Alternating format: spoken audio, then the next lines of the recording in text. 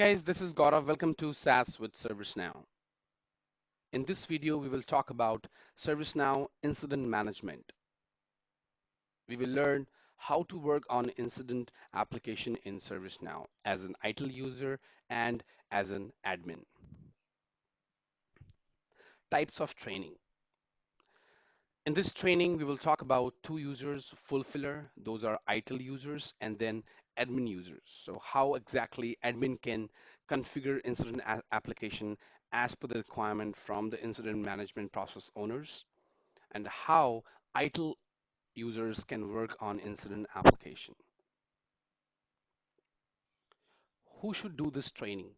If you want to learn incident application in ServiceNow, if you work on incident in ServiceNow, if you are new to ITIL and ServiceNow, if you work as an IT agent in ServiceNow, if you want to do reporting in ServiceNow, and if you want to configure incident application as an administrator with ITIL and ServiceNow best practices. What is out of the box? OOB.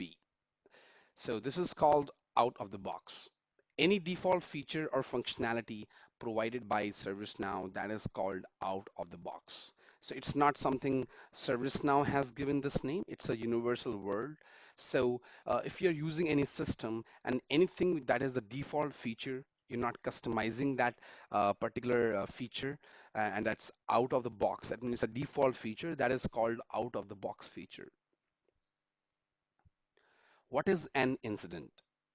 Anything broken or not working, that is an incident.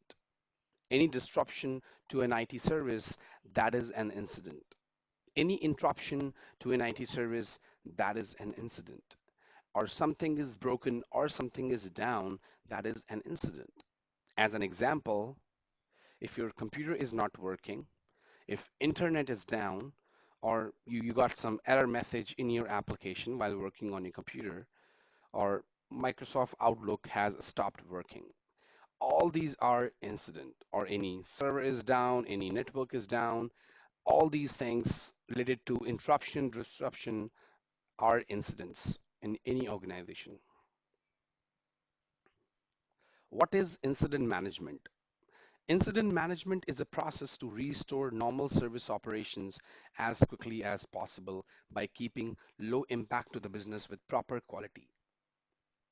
So it's just a process when you resolve any incident and when you resolve as part of the process, that process is incident management. So you got the incident, you're actively working on an incident, asking multiple teams to join maybe a conference call and properly assigning the incidents, escalating it on the right time, managing the SLAs. That is the complete process of incident management. So just a quick snapshot like reporting issue via email or logging incident in the instance. Then we define the priority as part of the impact. Then it gets assigned to the right group for quick resolution. Then we escalate it to the next level if the initial group is not able to resolve. Then resolving and communicating to the end user. So this is just a quick snapshot of the process of incident management. How incident is reported. Now, how any user reports an incident. So a user can report the incident with the help of service desk. So that means they call service desk and report that, hey, my laptop is not working. So that's via service desk. You mark an email to the service desk. So if your laptop is not working or your application is not working, then you mark an email to service desk that, hey, my application is down. And then self-service. So you're not able to work on any application or your Outlook is down, you're not able to work on Outlook, you just go into ServiceNow, there will be a self-service page for end users and you submit your incident over there. So this is how an end user reports an incident. Incident process. Now, how this process works, we already mentioned, but how exactly we mention, and I will show you the detailed process flow later that how exactly this process works. So we have a user, he submits the incidents, then that incident is get assigned to any group, and Then IT agent starts working on the incident, and then it gets resolved. So this is a overall incident process, but I will show you the exact process flow in detail later on. How to manage incidents. ServiceNow provides an incident application to manage incident records of the organization. End user submits incident for IT agents. IT agents create and monitor incidents raised by end users in incident application.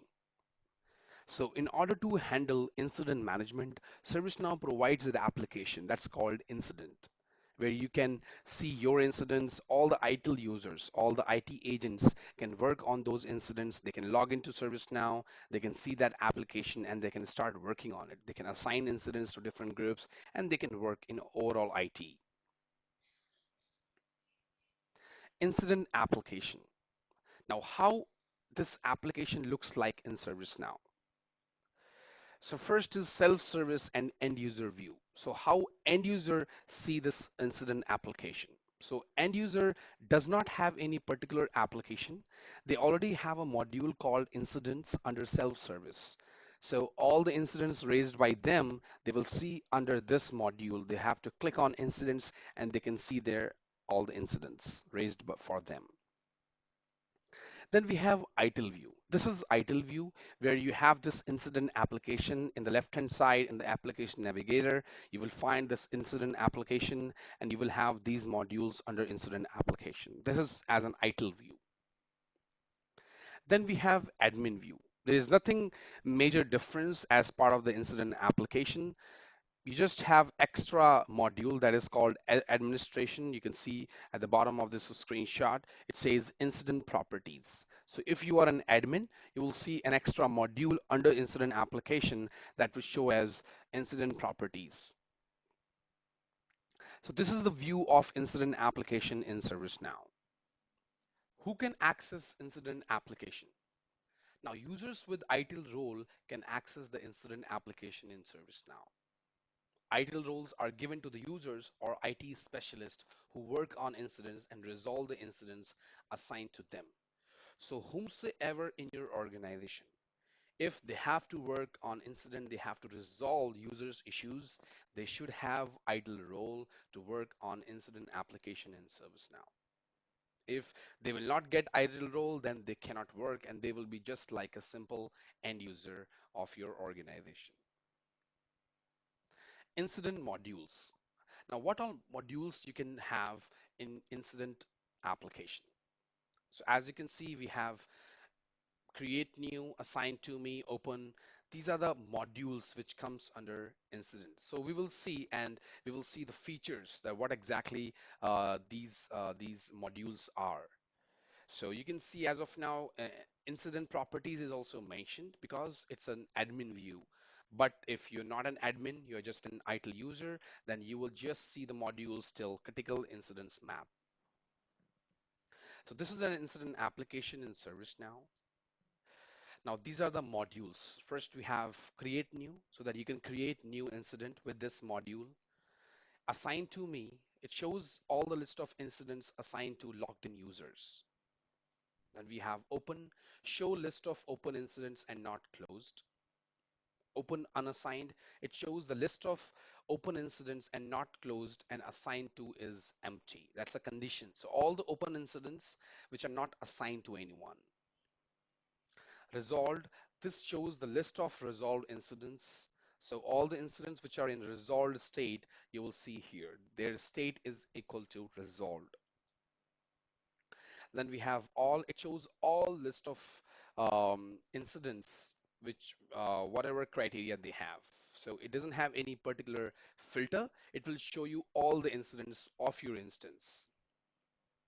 Overview, it shows the home page, incident management home page. That's what it shows. We have critical incidents map. It shows the world map and highlight the places where priority one incidents are open. That's what it shows. And then we have incident properties, that is configuration for incident application accessible by admins. So this module is only accessible by admins. So let me show you practically on my personal developer instance that how exactly these modules work. This is my personal developer instance. As of now, I have logged in with ITIL User. So in order to show you incident application, you have to go to Application Navigator and you will see this incident application. You can also search it here and by entering incident. So you will see this incident application. So this is incident application. These are the modules. If I click on create new, it will open up the new form for me and I can enter the fields and I can submit the incident. So this is the functionality of create new module. Then I have assign to me. This will open up the list and it will show you all the incidents assigned to the logged in user. That means assigned to you. So as of now, I have logged in as ITIL user. It is showing me all the open incidents. That means active is true and assigned to is ITIL user. This is the filter which will automatically be populated here. It will be pushed automatically whenever you will click this assigned to me in this particular list. Then I click on open. This is open for all. That means all the open incidents. That is active is true, and it will show me the list of incidents which are active. Then I can click on open unassigned. This will show me all the unassigned incident. That means wherever assigned to is empty. So you can see this is the filter that is assigned to is empty, but it is active is true. That means all the open incidents. Then we have resolved. There's no condition around it, it just resolved. That means all the resolved incidents. That means state is resolved. It will not show closed incidents, only resolved incidents. Next module is all.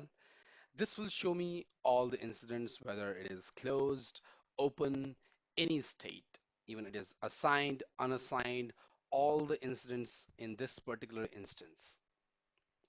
Then we have overview. If I click on overview, this will show me the home page, which shows the all incidents of my incidents. It's overview, like how many critical open incidents, how many unassigned, overdue, how many open incidents, incidents which are not updated for 7 days, incident open incidents older than 30 days. This is what you can see in overview.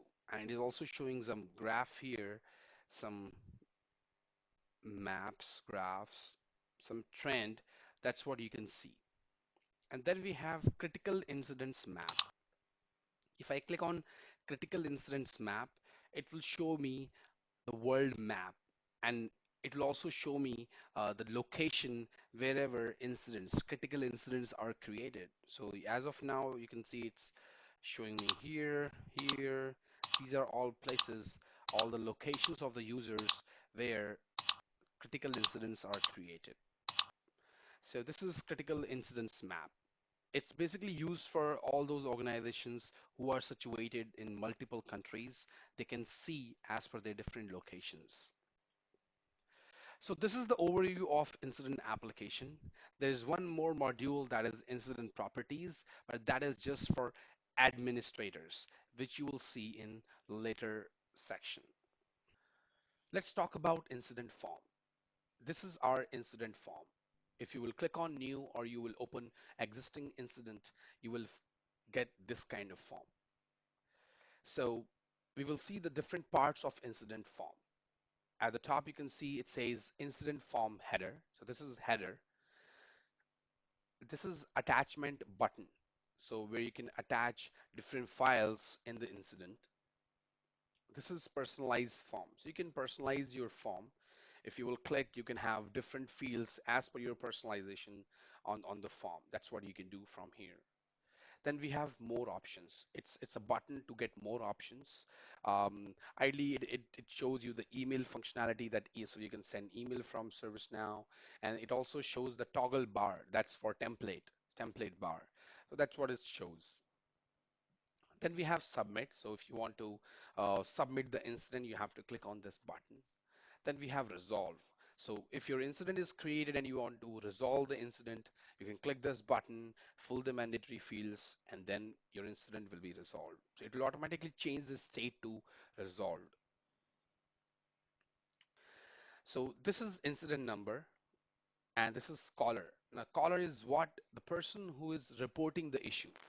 So for example, if I'm the person I'm calling service desk that I'm getting this issue, so my name would be coming here in caller. Category. Now this is category of the incident. What kind of category of issue user is raising? That is what you will mention here. We have subcategory. Now what is a subcategory? And we will see in details about category and subcategory later. Then we have business service, the impacted service. So if I'm calling for email functionality or maybe Outlook Exchange is not working, Outlook Web Access is not working, we can mention the business service. And it totally depends your organization, the kind of services they have mentioned in CMDB. Then we have configuration item. Here you have to mention the impacted asset. So if your Outlook is not working, maybe OA, that is Outlook Web Access is not working. If that is present in your repository, in your configuration management database, then you can mention here. Then we have mode of user contacted. Here you mention that how user contacted service desk or IT agent. It was via phone, it was via walk-in or email, that you can mention here. Then we have state. State is what? It's just the current status of the incident. If it is currently new or assigned to someone, if somebody is working on hold, resolved, closed, that is the state of incident. Then we have impact. What kind of impact you have? It's a low, high, medium. That's what you mention here. Urgency of issue. How much urgent this issue is. If I'm calling for my complete team is not able to work, that means it's really urgent for me because my complete team, like 10 users, are not able to log into any application. So I can say that yes, it is urgent. It's a it's I think highly urgent for me. So that's what you can mention here. Now, when you manipulate, when you change impact and urgency, that defines the priority of the incident. So here comes the priority, and that will mention as per the impact and urgency selected. Then it is assignment group, the team who will work on the incident. That's what you mention here. And then you have team member who will work on the incident, the person who will assign, who will acknowledge, who will take the responsibility to work on the incident. Then we have a short description. It's just a brief about the incident. As an example, my Outlook is not working. That can be the short description. Then we have description. It is details about incident. That means my Outlook is not working when I was doing my some work. I was trying to send one email. It just got crashed. That is about like description. Then we have related search. It's kind of a knowledge article searching. So whatever short description you mention, it automatically shows. So it is kind of a search. So when you mention like Outlook, it automatically picks up those keywords and shows the kind of articles which you can utilize. ITIL user can utilize that and can attach into into the incident. This is notes section. Notes section is what if you're working on incident, you have different notes. You like as an ITIL agent, if you're working, you have started working, you can put some notes that what you have worked upon, what are you going to do, if you have to escalate it, you can mention everything in the notes section. It is not only for ITIL, it is also for end users, so not for their usage. So basically, additional comments you can see it says additional comments and work notes. We will see that how exactly it shows. So we have watch list. Here you have user wants to get update for incident. So for example, if your manager or any person who raised an incident, but you want to make him aware that yes, if he wants to get those updates for the incident progress, then you can add his name into watch list. Then we have work notes list. That if somebody is updating the work notes, that's in yellow color, you will get the update. So if your manager or somebody else wants to put his name into this particular field, you can put that, update it, and then he will keep on getting all the alerts if ITIL agent will be keep on updating the work notes. Then we have additional comments. As I mentioned earlier, there are two types of notes here. One is additional comments and work notes. Additional comments is just for end users. So if you want to communicate anything for the end user, you want to ask something or you have to inform something to the user, you have to mention that comment in the additional comments, and that's only customer visible. So it says customer visible. So if you will mention something here, it will be visible to the end user. Then you have work notes. So incident notes for ITIL users. That means if you are an ITIL agent, IT agent, and you are working on any incident and it is being assigned to you, and if you have started working, you have done some troubleshooting, and you can put everything in the notes just to catch up, maybe for your colleagues or for your manager, anyone. At least if somebody is opening the incident, he is aware that, okay, my colleague or this person has done this kind of troubleshooting this time. So this is how it works. Then we have next section that's called related records. It just shows the related records for to this incidents. Like first is like parent incident. So if you will have any parent incident, this will become child, and you can mention that parent incident in this particular field. As an example, if you have exchange issue going on, Outlook is down for 100 users. Now, out of 100 users, 20 users also raised the issue. So what you can do, you can keep one first incident as a parent and 20 incidents as a child. So what you have to do, you have to update that parent incident in this parent incident field on those 20 incidents. So this incident will automatically become parent. That's the usage of this particular field. Then we have problem. So any problem associated with this particular incident after resolution, that's what you can mention here. Change request. So change request is what any uh, any change is needed to resolve this incident. That what you can mention here. So you have to resolve this incident, but you also need to mention the change number as part of the change management process that you can mention here, that change request which you created to perform the activity caused by change. This field is basically used, for example, if any incident was caused due to a change which was implemented maybe last weekend or just 2 days before or maybe right away. That's what you can mention, the caused by change. So you implemented a change or any team implemented a change that caused a priority one issue or big issue. You can mention the change number here. Then we have resolution information. This is something related to resolution when you are resolving the incident. So it's a third section that's called resolution information. Here we have knowledge. So if you are resolving the incident and you found that there is no article for this kind of issue, then you can check this box and it will automatically create the knowledge article in draft mode. Then you have resolution code. You can mention the resolution code, the issue resolved permanently, or maybe caller resolve the issue. You can mention the different codes here. Then resolution notes.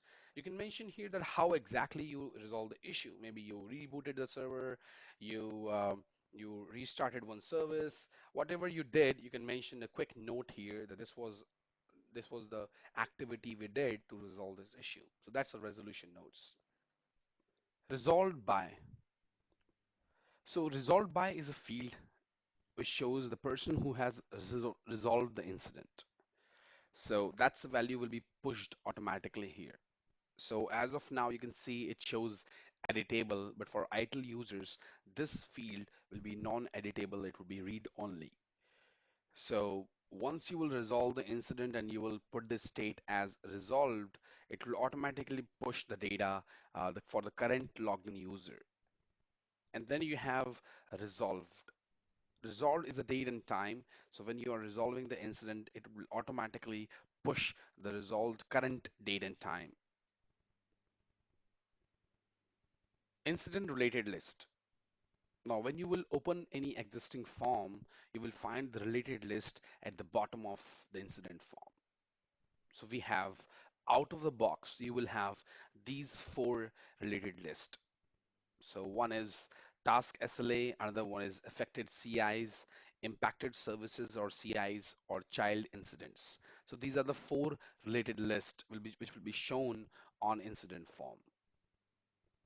So first one is task SLA. Then we have affected CIs, then impacted services, and then child incidents. So you can create child incidents directly from that particular incident under related list. Incident form menu. This is showing for new form. So if you will click on create new and it is a new form, then what are the form menus? What are the options? So these are the options. So when you will click on that hamburger icon, you will see this form menu. So this is hamburger icon that will open form menu. It will have options like save. So you can save this incident. Then you will have create child if you want to create child incident from this incident. If you want to export the current incident, if you want to create favorite, if you want to copy the URL, or you want to reload the form. So these are the options, these are the menu items which you see under form menu. Then we have existing.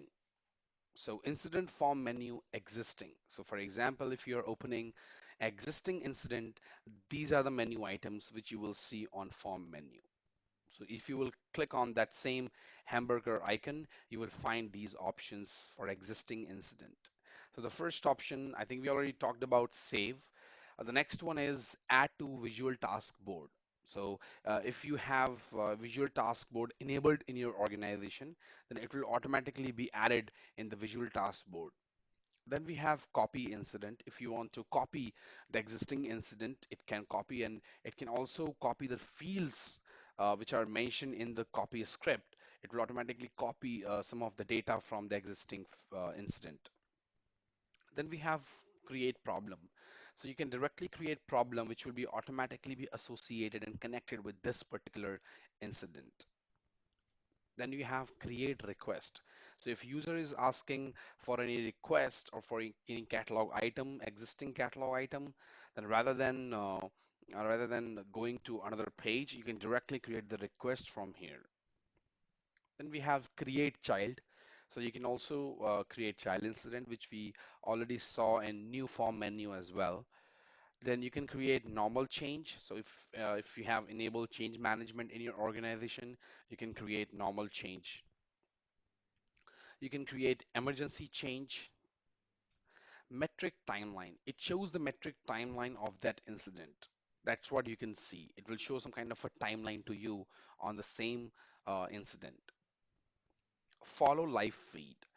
Live feed is just like uh, I think it's a feed where all the organization users, they can just post different things on a particular feed, and people can follow it, people can talk about it. That's what it's a different functionality of ServiceNow. So you can just, if you want to follow this incident on a live feed, you can just click here. It will automatically be published in the live feed. Then show live feed, you can directly go to the live feed from this incident. Then you have export. I think we already talked about the export.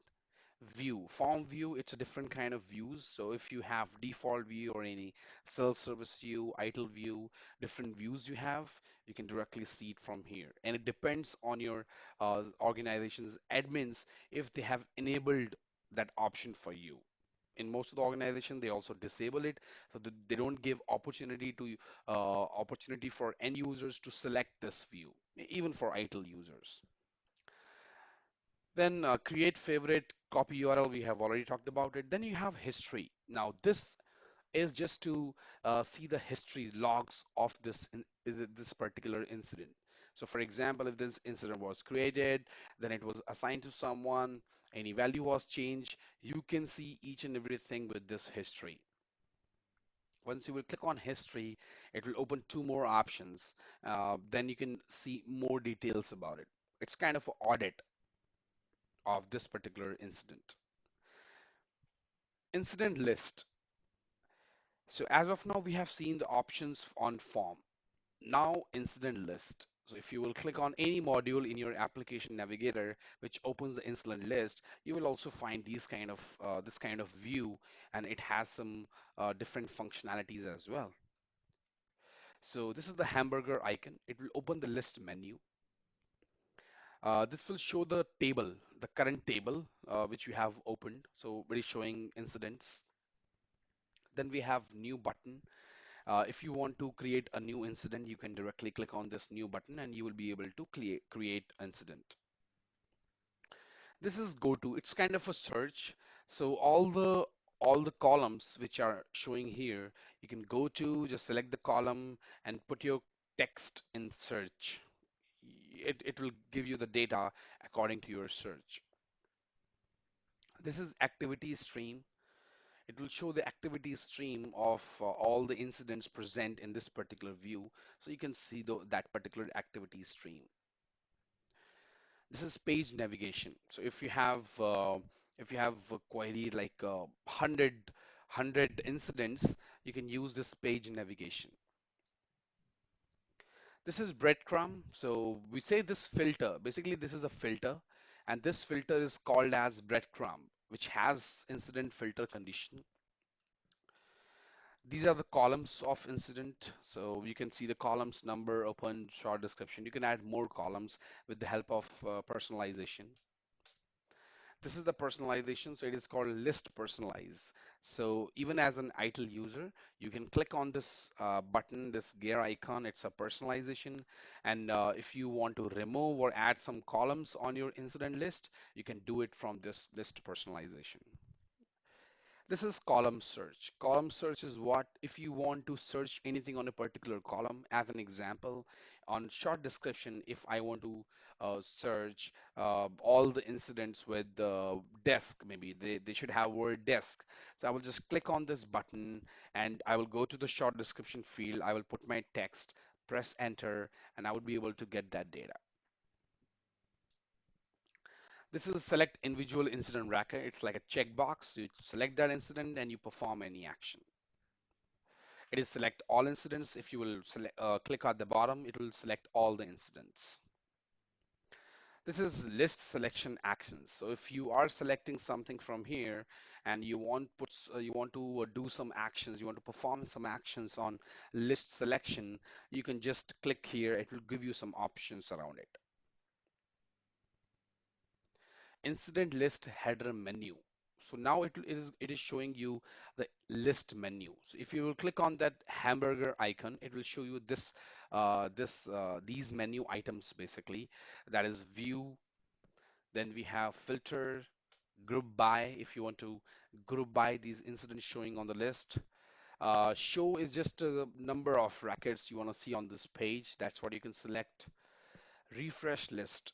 So if you have like change something or like maybe from the from and it has not been changed yet here, you can click on refresh list. It will automatically give you the refresh data.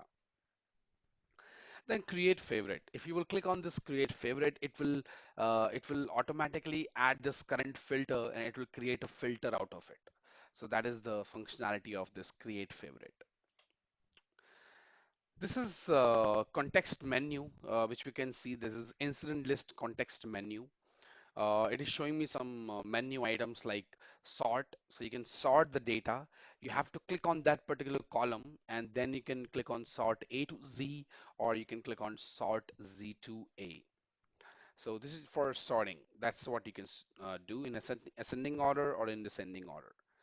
Then it is show visual task board. This is a really good functionality that if you have put in some filters and you have got some data and you want to see all this data into visual task board, just click on this.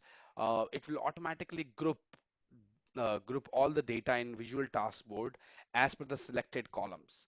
So you want to see those visual task board cards like by priority or maybe by state. Select that column, click on show visual task board. It will automatically show all the records presented here in the visual task board, and it will also group them as per the column selected. Then you can select. So once you will click on that particular column, when you click on that, it will show you the group by number. If I click on color column, it will show me group by color. That's what it do. Uh, then we have bar charts. If you want to create bar chart from it, it will automatically take you to the report section and it can create a report out of it. then you have pie chart, and then you have export. So if you want to export this list into PDF or into Excel, you can do that directly from this list. Incident states. In ServiceNow, we have a state field that shows the status of any record. So in incident, we have same states. So let's take a look. What are those states? So we have states like new, in progress, on hold, resolved, or closed.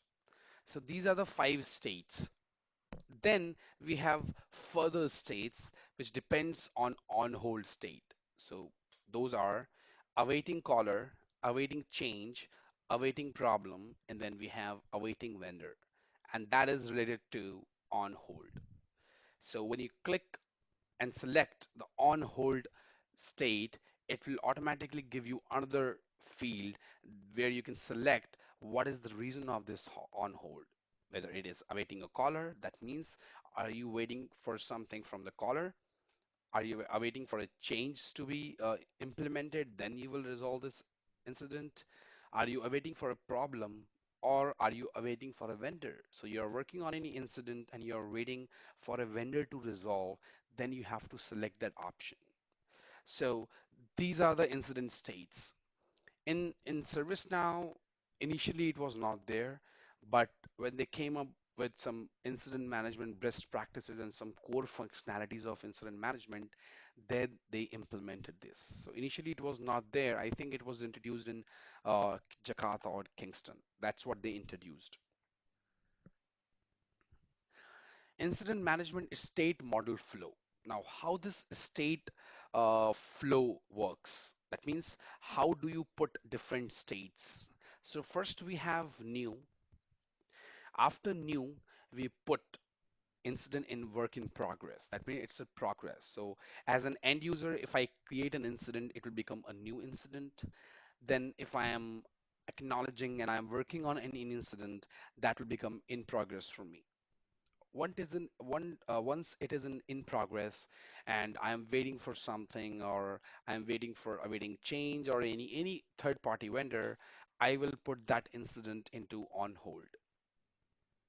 Once I'm done with all my activities, I am done with my troubleshooting and I'm going to resolve the incident. So I will put that state into resolved.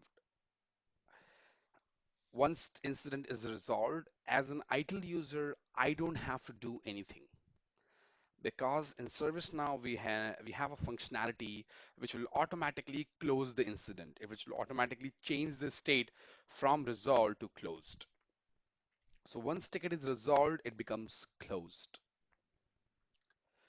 So then we have like as it mentioned here that if user is not satisfied, if he reopen the issue, it will become like maybe in progress again. That's how it works. And it is not closed because if user is not satisfied, it can he can reopen the incident. We can also put the incident as cancelled. Normally, if I would say most of the organization they don't follow this cancelled state, but it totally depends on the different organizations that what exactly states they want to put. So it's totally decision on the organizations. So if we have in progress, then again it goes to cancel if you want to cancel it. If something is on hold and again you want to cancel this, this is how this complete state model flow works.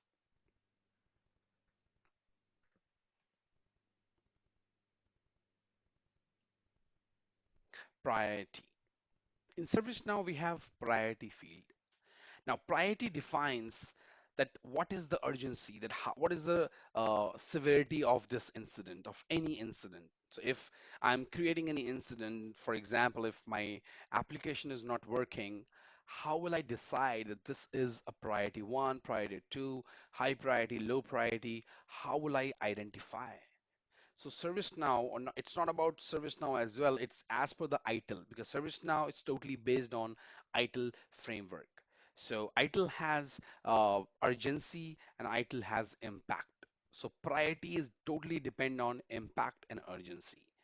So here, if I give some impact and if I give some urgency, I will get the right priority.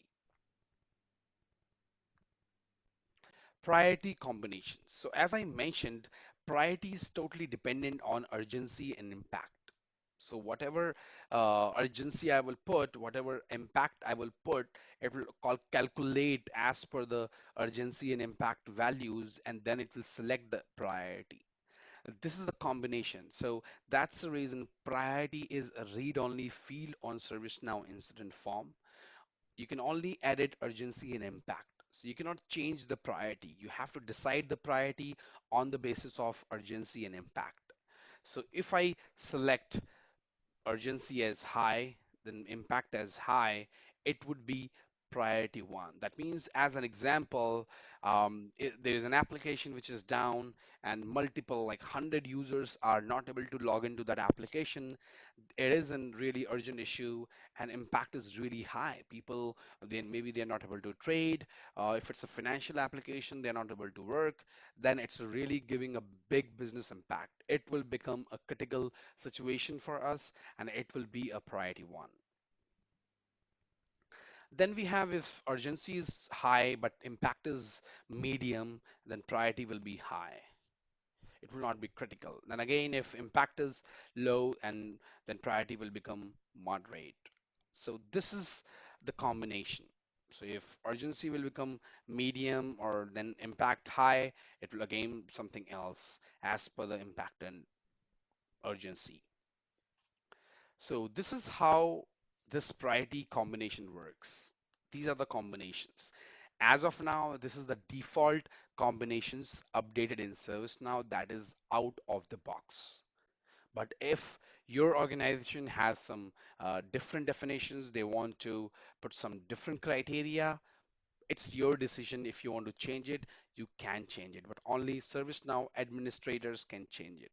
So ITIL users cannot change it. Only ServiceNow administrators and developers can change that. We will see that later. Incident classification. So if you remember on form, we showed two fields. They were like category and subcategory. Category and subcategory are the fields which provides you information, the kind of issue user raised. So as an example, if I mention that my laptop is not working, it is down, or it is maybe I'm not able to turn it on, that's the statement which I used. That means there is issue with some of my hardware maybe. So what I can do, I can select the hardware as I can select the category as hardware. But if I say that my Outlook is not working, or maybe I'm not able to log into any application, that issue will have some different categorization. Now, out of the box, we have this categorization, this classification of incident. So we have category, we have subcategory. The first option is inquiry slash help, and we have categories like here, antivirus, email, internal application. Then we have software, and the subcategory we have email operating system. So basically, your subcategory are dependent on category. So whatever category you select, it will show the option to select in subcategory. Then we have hardware. In hardware, we have CPU, disk, keyboard, memory, monitor, mouse. So for example, my mouse is not working. Then you will select category hardware, subcategory mouse. Then network, you have DNS, DHCP, IP address, VPN, wireless. So if I mention my wireless is not working or wireless is not working in my office, I will select network and then I will select wireless. And then we have database. In database, we have DB2, MS SQL and Oracle. So these are just kind of database which you have mentioned. How to create incident as an IT agent. I have logged in as ITIL user.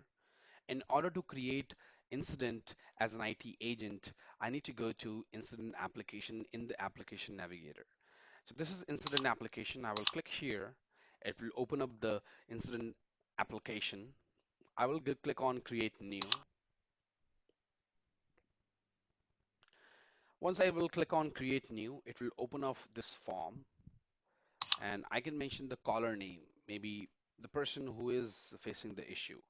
And I will mention Fred Luddy, who is the founder of ServiceNow. I can mention category. So as of now, he has some issue with the software. I can maybe his email is not working. I will mention email. In configuration item, I will mention email. Yep, we do have email. It was a business service, so I can select email here as well. Contact type, maybe he called me. I will click as select as phone. Then I will put impact and urgency because he's the only user who's facing this impact. So I will keep everything as low. Then I will put assignment group. So if it is email, maybe I will give it to database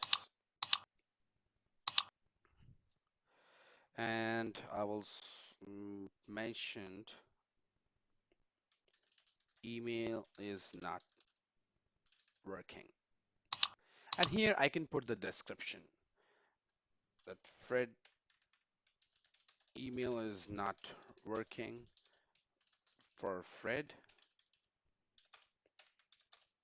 His OA access is also not working.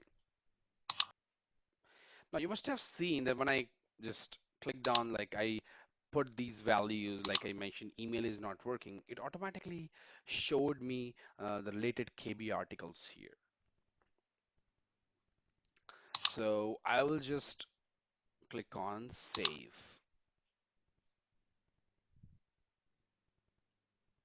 So incident is created. So this is how an IT agent creates an incident. How to create incident using a template. You need to click on create new and then you have to go to more options. Click on toggle template bar. Once you will click on toggle template bar, you will see this template bar at the bottom of your incident form. You have to click on create new. First, you have to create the template. Now, why we create the template? You create the template because if you have some kind of incidents which you need daily, you have to create them daily.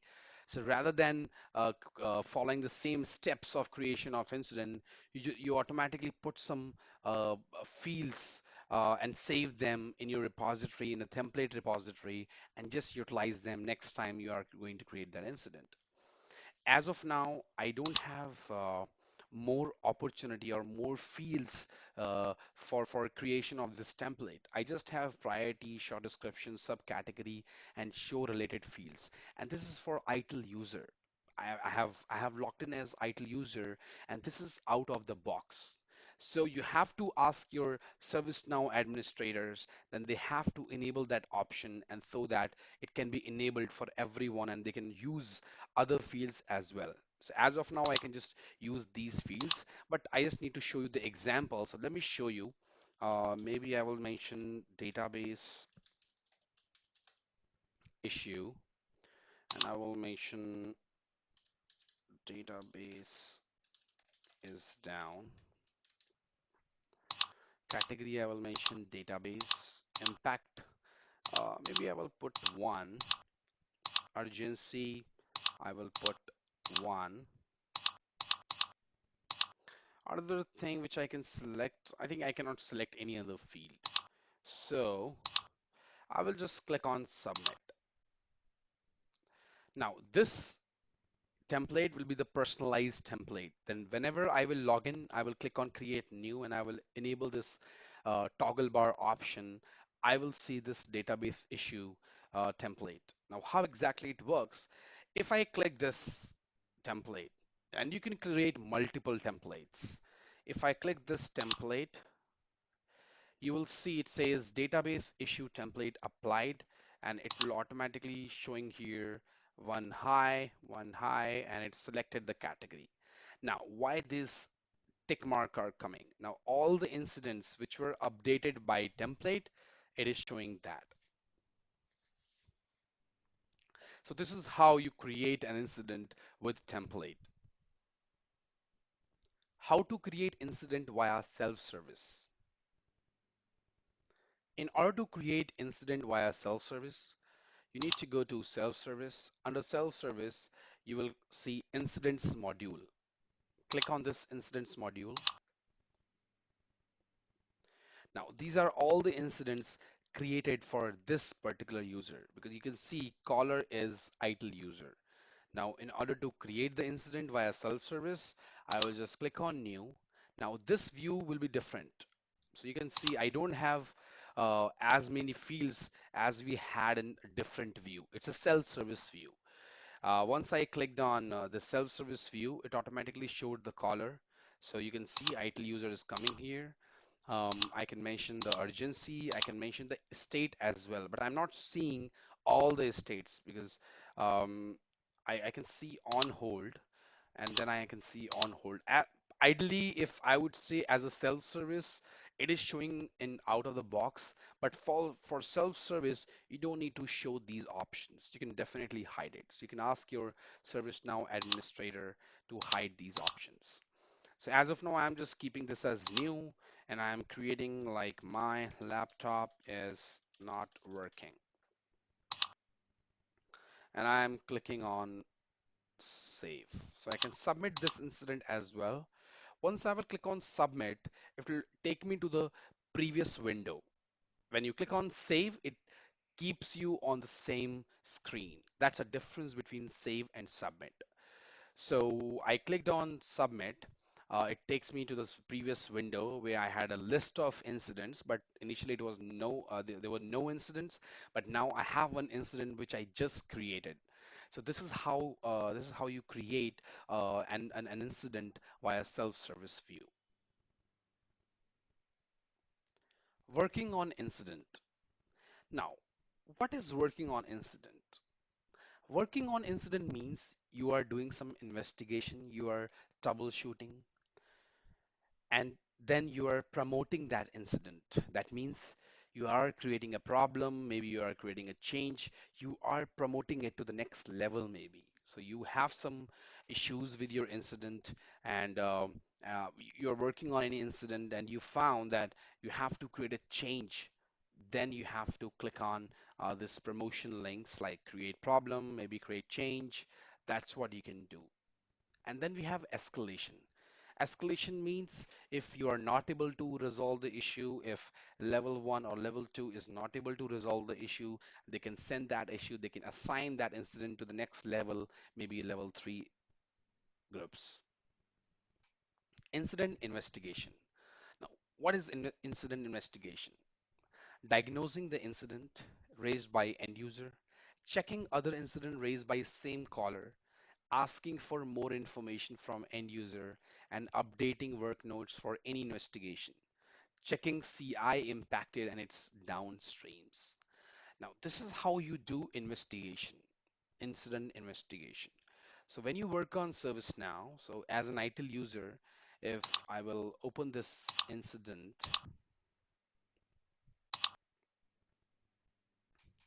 so I have to troubleshoot this issue. Now, in order to work on this, I have to check what are the related incidents of this caller. So I can click here. It will show me all the incidents raised by this caller. You can see it says caller is ITIL user. So that's really helpful, and you can see the trend or kind of incident user was raising. Maybe your colleague or L3 team resolved a last issue with some step, and you have access to perform those steps. You can just see those steps and this resolve the issue, current issue for your end user. Then you have work notes. So if you want to put some work notes as part of your troubleshooting, so for example, I can mention that checked with user about the access. That's what you can do. Uh,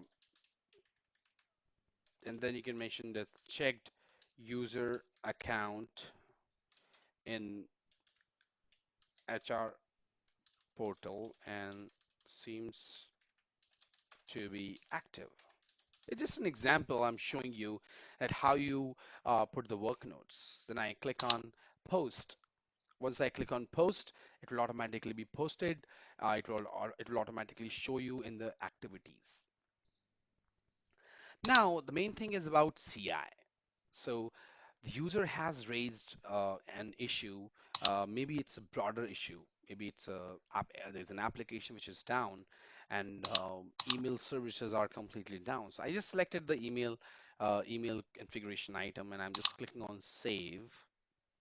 And what I can do, I can see the dependencies. So if I click on this, I can see some dependency that what are other services connected with this particular configuration item.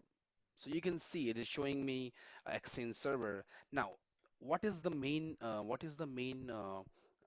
feature of this?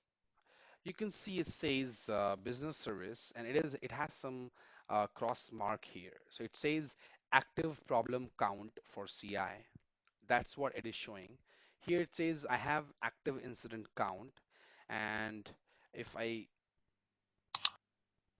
so basically, and it is also showing you the kind of that this is the primary one which we have just opened. Any other CI doesn't have any issue. So this is the best view, and it's a really good feature. So for example, your email services are down, and you have some upstreams or downstreams. They have some existing incident. You can at least take a look that if your email services are down because of that. That's what you can check here. So this is how you investigate any incident. Now, incident promotion. So if you click here, you can see you can create problem, you can create request, you can create normal change, or you can also create emergency change. This is how you do promotions. You can convert that incident into some other maybe in changes, and then changes will be related to this particular incident. That will not resolve it, but it will just connect it. So it's kind of a promotion, and you have some activity to be done related to this particular incident. Then we have promotion. So if for example, if this incident is assigned to database team and you are part of database team, and now you want to send to maybe any other database team, maybe level 2 database team or level 3, you can just select their team and then click on save. It will be assigned to that team. This is how you do escalations. So if you're not able to resolve any incident, you can escalate into the next level. You can escalate it to the next team. Incident promotion. In incident promotion, you convert the incident into problem for root cause analysis. You create request as per the short description of the incident, or you create change to resolve the incident. If I go to ServiceNow and if I have this incident, now I have to create a problem. So what I will do, I will click this hamburger icon. I will click on create problem. It will create a problem for me, and it will show that problem, this number is created. If I will go at the bottom, I will see my incident connected. So it is in the related list of the problem. If I go to my incident again, and if I click here, and if I click on, I have to create an emergency change because I have to fix this issue right away. So I can click on emergency change. If I click on emergency change, it will create an emergency change automatically. So this is how you do incident promotion, by creating different records directly from your incident.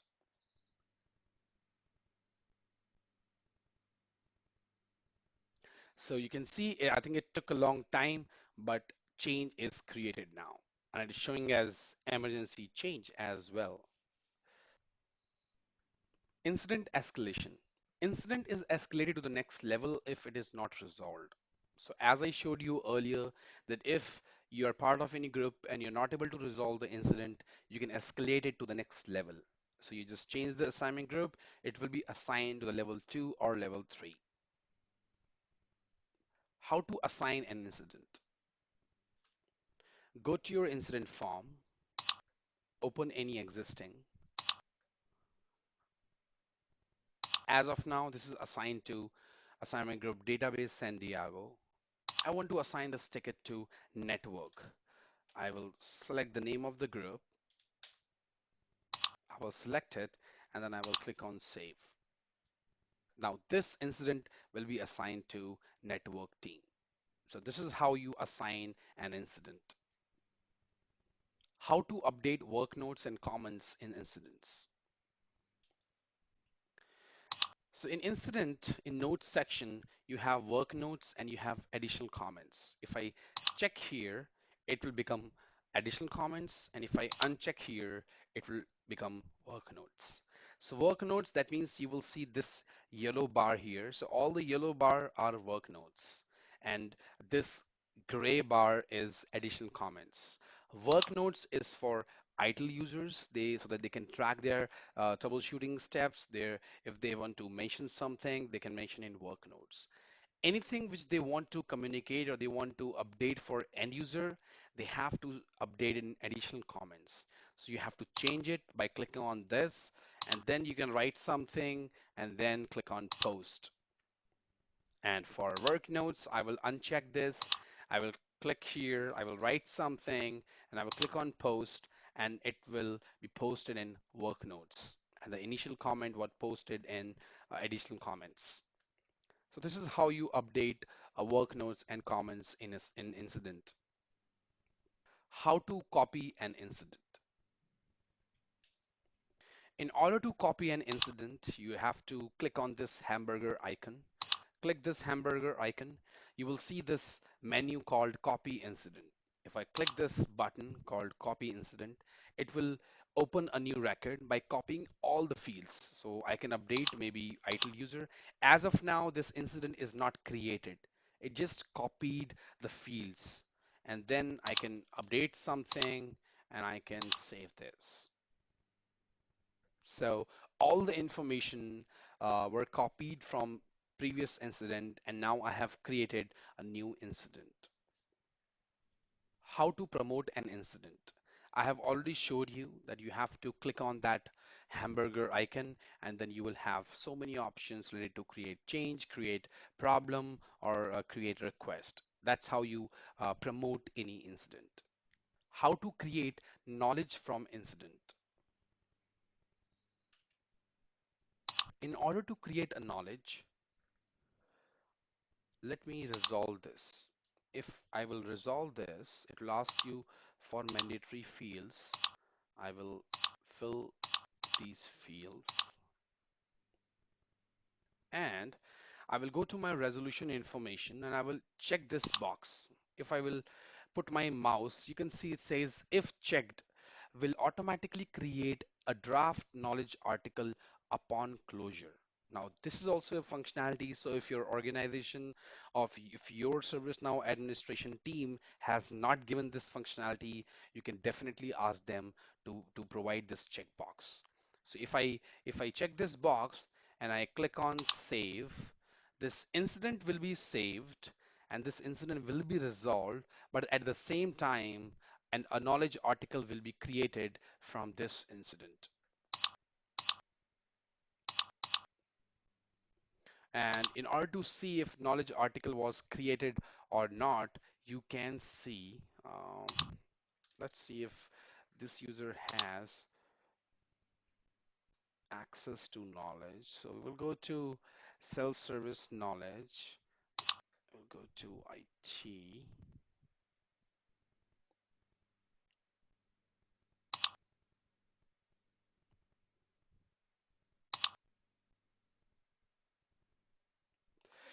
If we're not able to see that article because that's in draft state as of now. So IT user cannot see it. So only knowledge managers or the knowledge department or knowledge team can update those articles. Once that article is published, then you can see that particular knowledge article. How to resolve an incident. I already showed you that how to resolve an incident. You just click on that option resolve, or you change the state to resolve and put the mandatory fields and just click on save. Your incident will be resolved. VIP user. Now, who are VIP users? In ServiceNow, there is a functionality that you can update your VIP users. So in any organization, if you have some people who are like executives, top leadership, and you want to bifurcate them from other users as VIP because you have to resolve their issues as soon as possible, in order to tag them, there is a field in user table that you can mention as VIP. You can check that box. Now, how would ServiceNow recognize that is a VIP user? So let's take a look. So I will go to incident. I will create a new incident. And then I will try to create an incident. Uh, let's see if this user is VIP. So he's not VIP. I will check the list of users and I will see who are the VIP users. VIP is true. I will run this. Okay, so the only VIP user we have in this instance is Gerard. So Jared Bennett is the user. So I will click on create new. I will select Jared. Yes, Jared Bennett. So you can see when I selected this scholar, it will automatically showing me here as VIP. So this is out of the box functionality. You just need to enable that checkbox with the help of your ServiceNow administrators. So whomsoever you have VIP users in your organization, just ask your administration team and they have to check that box and that user will become VIP user. And whenever you will create any incident, you will select that user. Even service desk will create any incident for that user. It will be shown as VIP, and this field, the name of that person will also show as a red. So this is how you recognize a VIP user.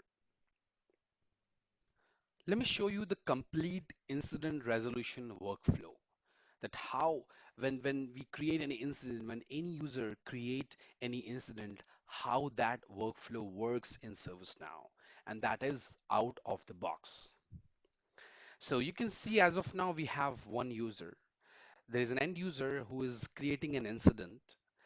He's creating that incident maybe via email, or he's calling service desk, or he's creating that incident via self-service. So incident is created. So I am raising that issue, or if any end user is raising that issue, then that incident is created in the system in ServiceNow. So we are creating that incident. And then once incident is created in ServiceNow, an email is sent to the end user that, hey, we have received your incident. It's kind of an acknowledgement to just let him know that, yes, we have received, we have got your incident created in the system. Then that incident is being assigned to any assignment group. So we assign that incident to any assignment group, and it can be manually or it can be automatically as well. In both the situations, it will be assigned to any particular group.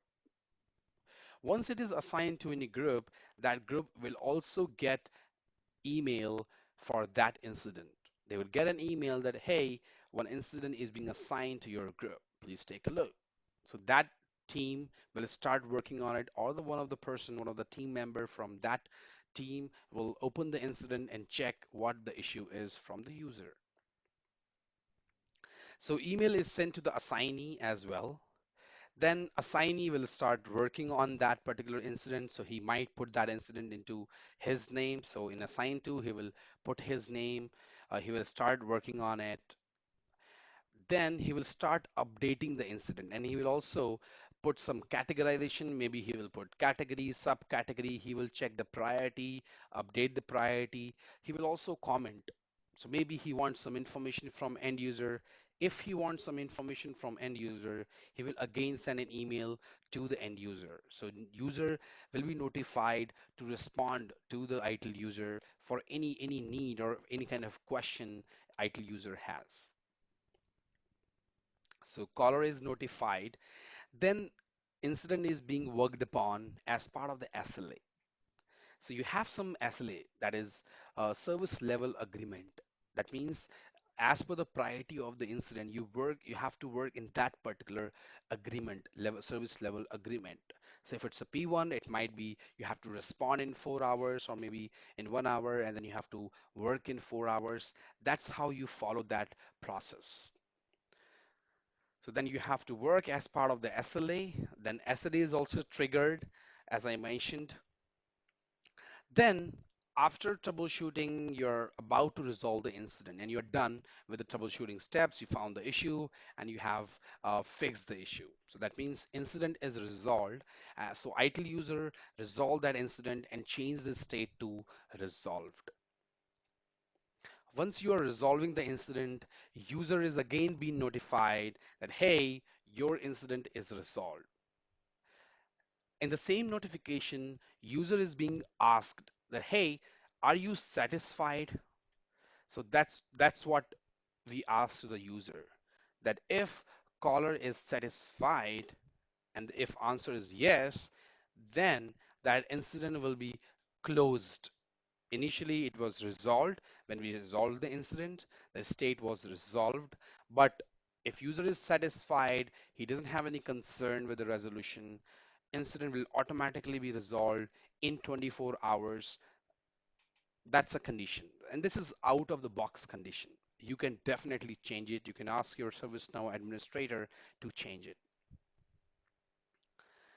If answer is no, that means if user caller is not satisfied, then it gets assigned to the same person. And then I think the assigned to was already there, but it becomes work in progress now. It becomes open. Now this user again have to investigate that why user raised this concern.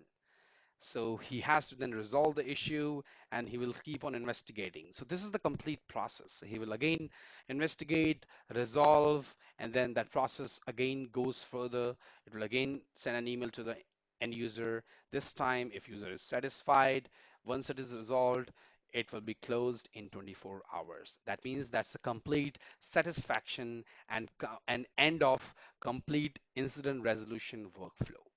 Thanks for watching my video. So please like, share, subscribe, and comment. And don't forget to click on bell icon to get updates of my new videos.